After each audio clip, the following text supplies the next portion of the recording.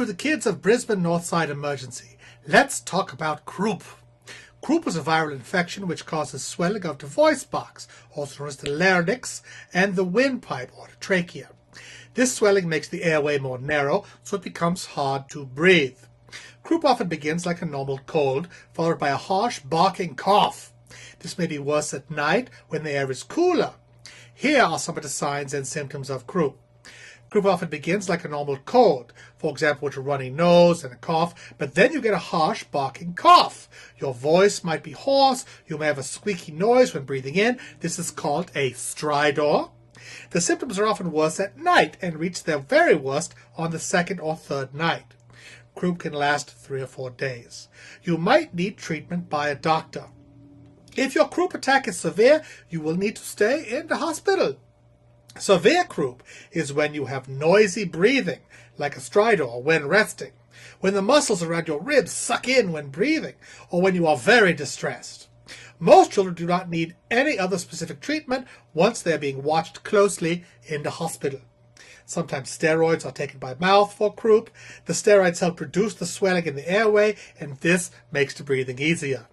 A mild attack of croup is when you have the barking cough, but not the noisy breathing, at rest, and are not struggling to breathe.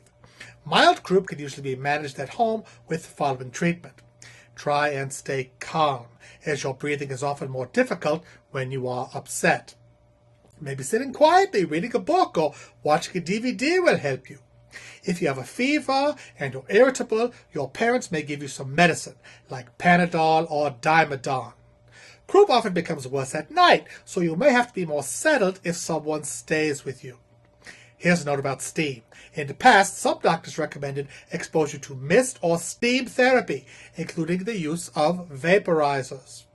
But now the scientists have found out that this is of no benefit and is no longer recommended. You should let your parents know about any of these warning signs, as you may need to come in and see us to check up on you. Your breastbone sucks in when breathing in. You are struggling to breathe. You make a noise when breathing in, called a stridor, when resting.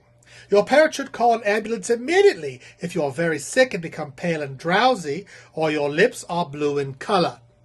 Here are some key points to remember. There's no specific treatment for croup, and it usually just gets better in 3 or 4 days.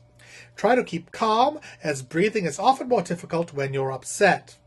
Croup can get worse very quickly.